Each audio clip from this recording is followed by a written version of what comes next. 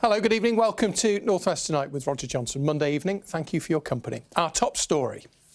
Pharmacies warn that they may reduce services unless the government changes the way that they're funded.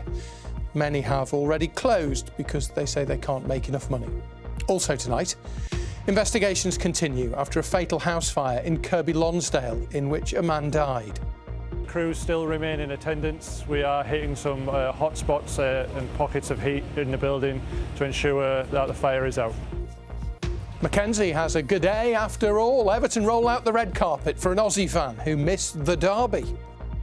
It's surreal, you know. I didn't think they'd care this much, to be honest. You know, all I really did was come from Australia for the derby, so I'm really surprised I've gotten this much attention for that.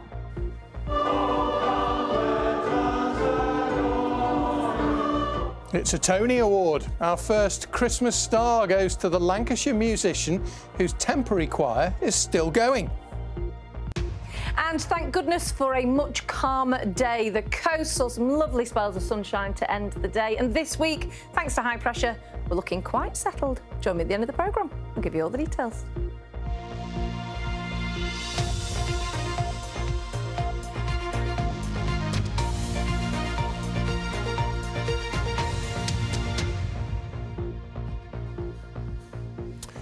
There's a warning tonight that the North West's pharmacies are preparing to reduce opening hours from early next year unless the government changes the way that they are funded.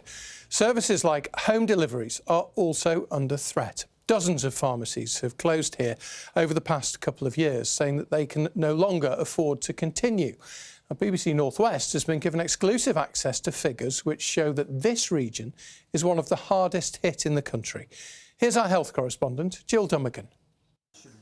Mid-morning and this pharmacy's heaving with customers, including John, who's popped in for a prescription but has now found out his blood pressure's unexpectedly high.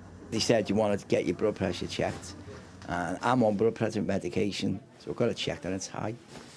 So you've got to go back to the GP? Yeah. And you wouldn't have known that if you hadn't come in? No. Susan's getting flu and COVID jabs after missing her slot at the GP because of a chest infection. We were just passing in the car, so this gentleman kindly offered me to have it here.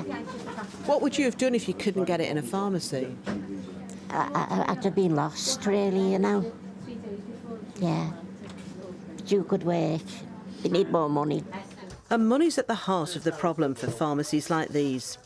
If you pay for your prescriptions, you might be surprised to know that the £9.90 isn't going to the people here. Instead, it goes straight to the government and they pay back a tariff. That's supposed to cover the cost of the drugs and allow for a small profit. And sometimes that does happen, but sometimes it isn't enough money. And so the people here are selling the drugs at a loss. And classic examples would be cholesterol lowering drug, ezetimibe last year, was meant to be about £1.80. It's soared in price up to £12 or £14, and we never got that figure back, even when the government adjusted it. So the bottom line is you're losing money on some drugs? I am, and 85% of pharmacies are losing money. In the past 2 years alone, 84 pharmacies have shut up shop in the North West, almost half of those in Cheshire and Merseyside. Liverpool's been one of the worst affected areas in the country.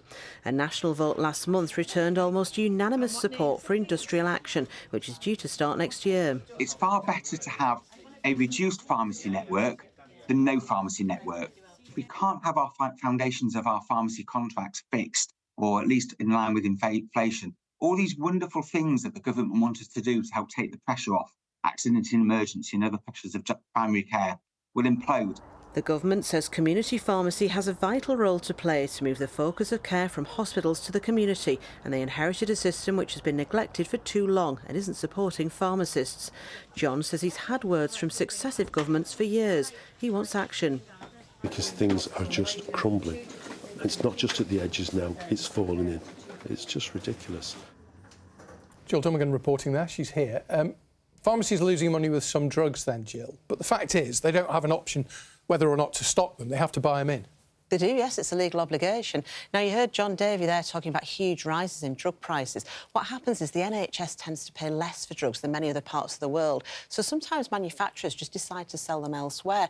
The pharmacists then have to access more expensive versions, but they often don't get all of that money back. Now, they're hoping the government will come up with an offer which means no industrial action. But if they do reduce opening hours and the services they provide, that'll have a big impact because they're doing more than ever, particularly because of the shortage of GPs. And that's particularly important in winter because if people can't see a GP, if they can't see a pharmacist, well, A&E's always open, and the government is desperate to avoid pressure there at all costs. Yeah, they don't want people going to A&E, absolutely, unless they need to, obviously. Jill, thank you very much. Jill Dummigan there. Now, an investigation is continuing tonight after a man in his 40s died and another was injured in a fire in Kirkby Lonsdale in Cumbria. More than 70 firefighters dealt with the blaze yesterday, which saw people forced to leave their homes and nearby guest houses. Jonas Muller spent the day there and sent this report. Kirkby Lonsdale and the focus of intense activity today. Roads and alleyways closed to the public. At its height, around 70 firefighters tackled the blaze yesterday. When it ripped through a flat, a man in his 40s died, another was injured. Rowan Shepherd lives next door to where the fire started. If that wall goes this way, it'll go right through my flat. So this happened really early yesterday morning? Yeah, five.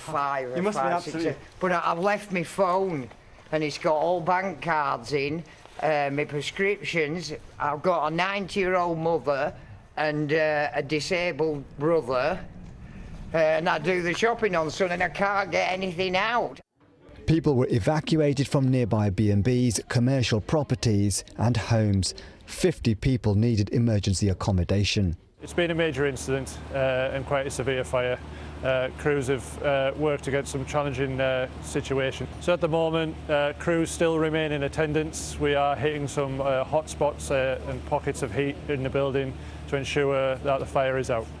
The Christmas fair, which is vital to the local economy for the winter months, was cancelled.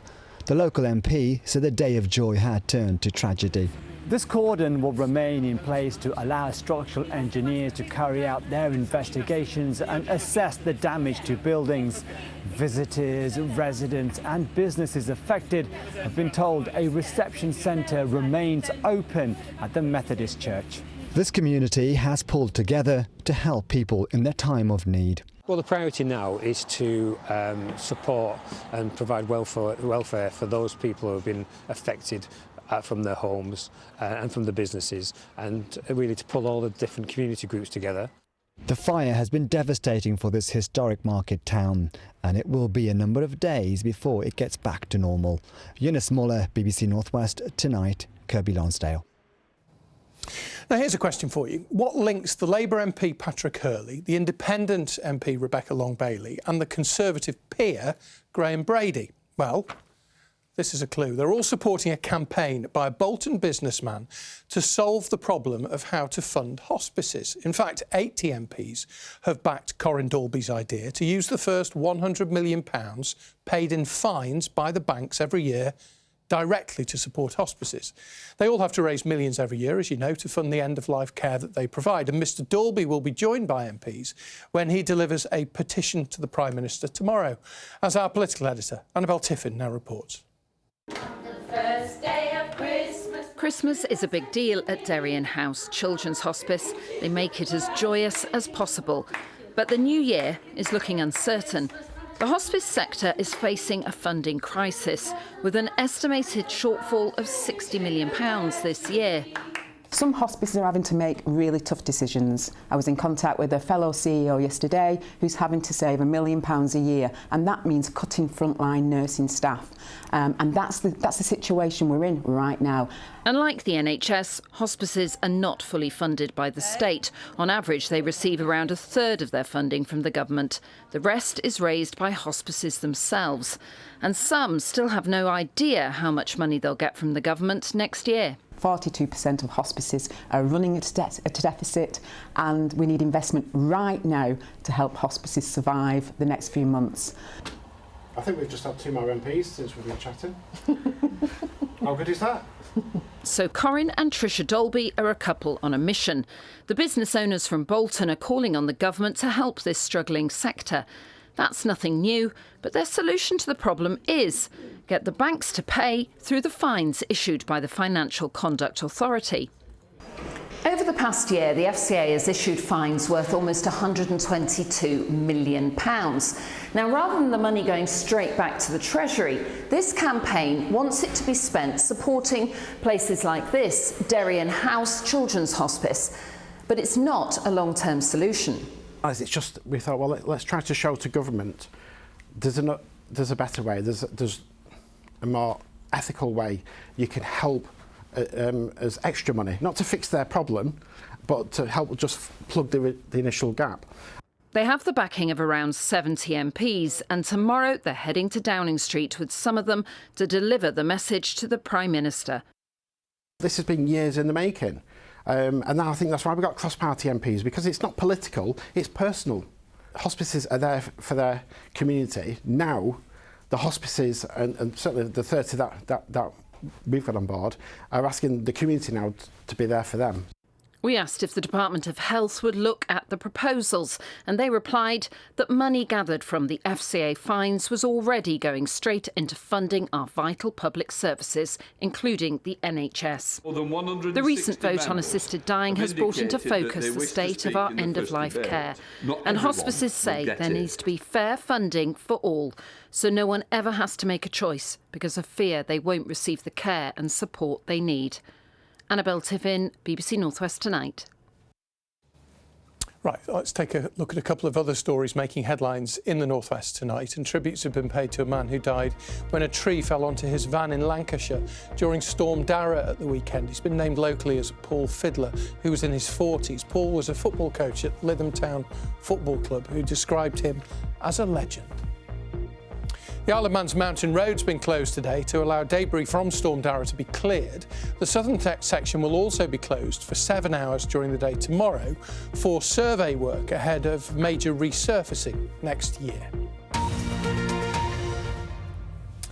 Now, Hollyoaks, which of course is filmed here in the North West, is one of the country's most popular soaps. It regularly tackles important issues which its younger audience might be facing, everything from anorexia to skin bleaching. Well, it's recently received praise for its storyline on bowel cancer, as Louise Sayers has been finding out.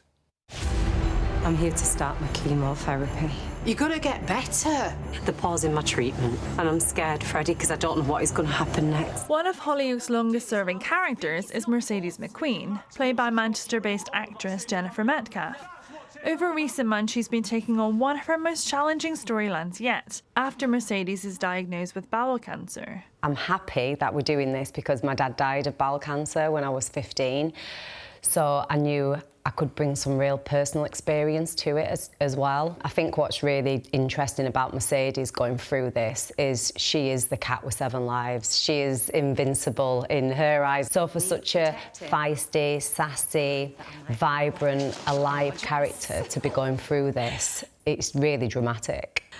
I just don't think I could have done this on my own.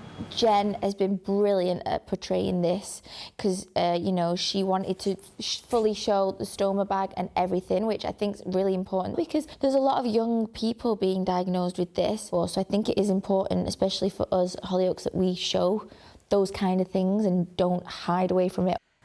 Experts from charity Bowel Cancer UK have been working with the writers and cast to show the realities of the treatment and say storylines like this do a lot to raise awareness. Seeing a character like Mercedes in a show like Hollyoaks could be enough to get you to go to your GP and have that conversation.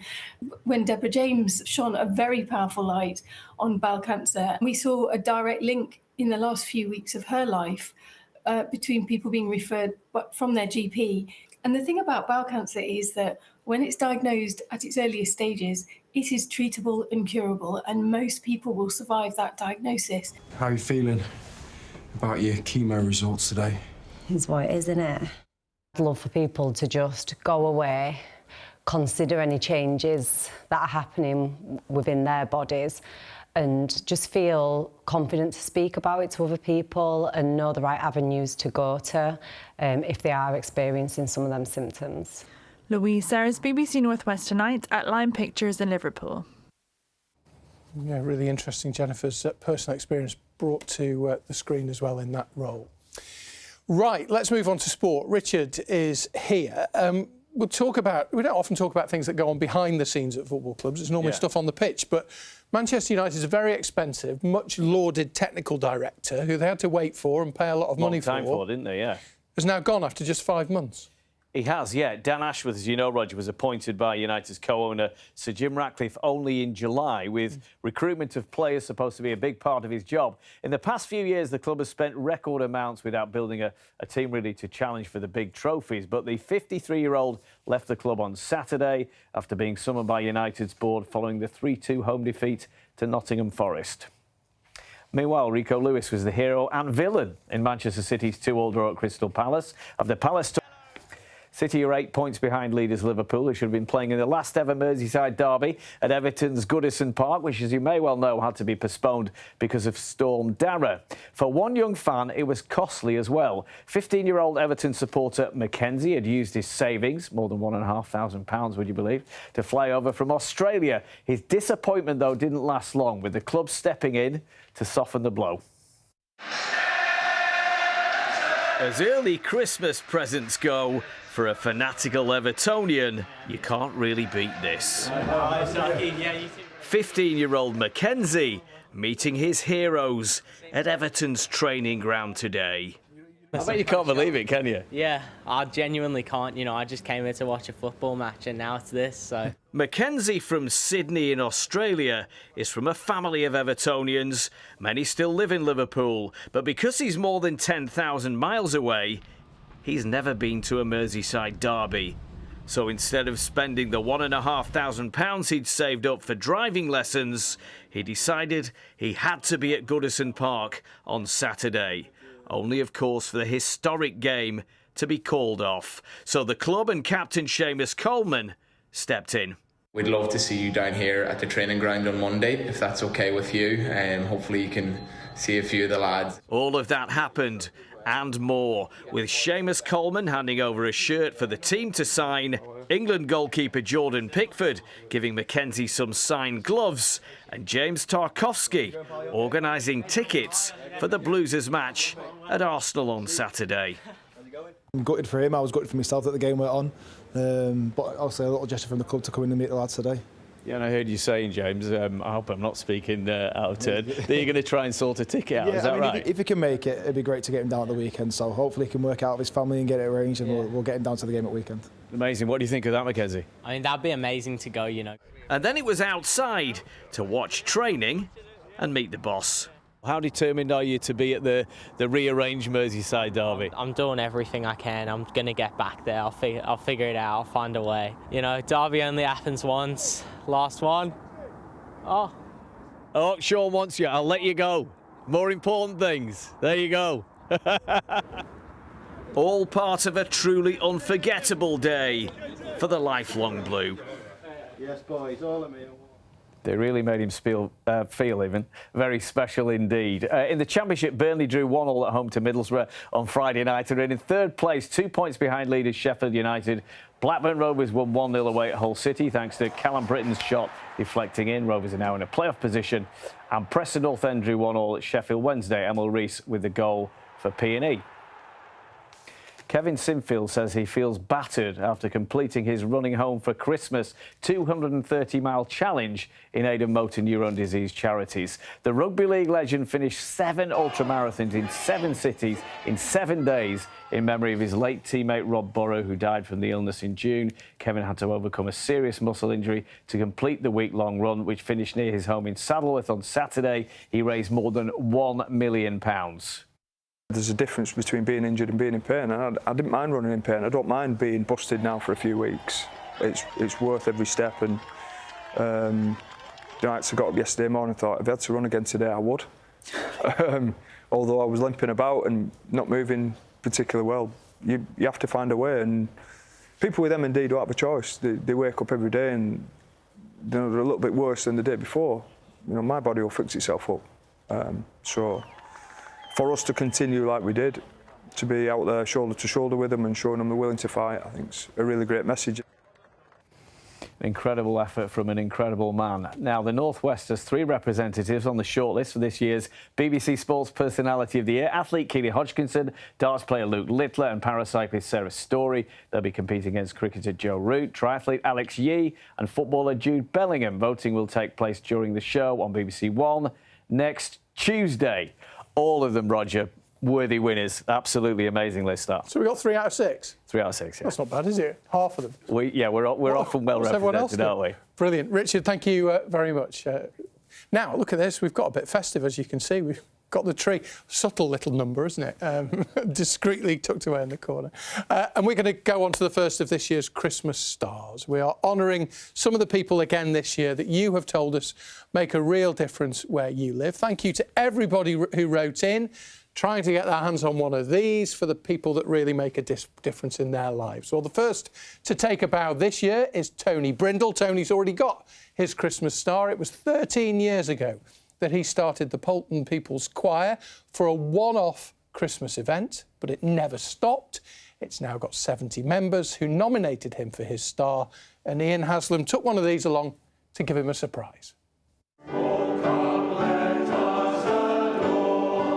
The Poulton People's Choir in full flow, with musical director and unsuspecting Christmas star Tony Brindle at the piano.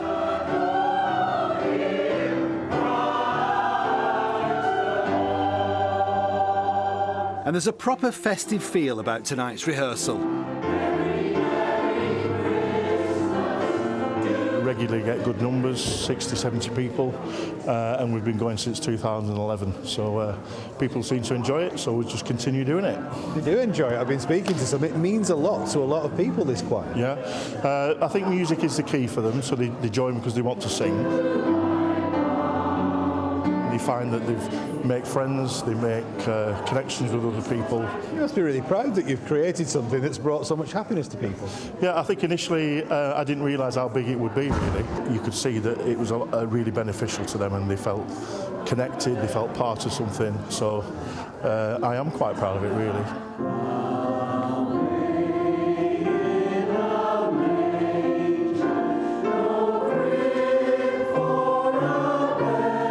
Dave, Sarah, this is a BBC North West Tonight Christmas star. Ooh, indeed, yeah. If you drop it, the consequences will be catastrophic. Sarah prompted me, so it's her fault, to write in. Hang on, Wayne. He started all of this. He's managed to keep it going through thick and thin and through his own health problems as well. He really deserves to be recognised because he just continues to be enthusiastic about the choir and singing within the community and all the benefits that brings.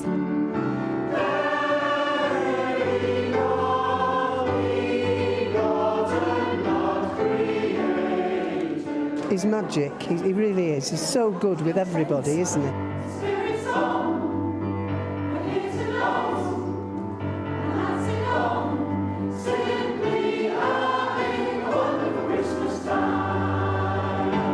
Time then to present Tony with a Christmas star. Thanks for having us tonight, everybody. Great to see Bananarama and Westlife down here and all the other key members of the choir, Voices of Angels. Yeah, we are actually here for you tonight, actually, Tony. Having a laugh, aren't you? Well, you are having a...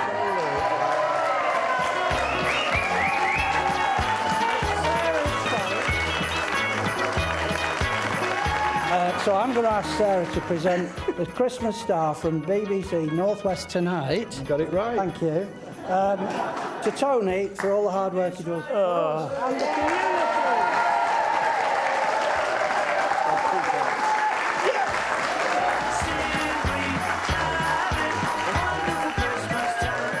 I'd just like to say that you're all banned now. I'm very happy to accept this on behalf of you as a group of people because you make the choir. I just play the piano and just wave my arms around. But I'm very grateful, thank you very much. And you did a very good job at keeping a secret. Absolutely brilliant, so thanks very much.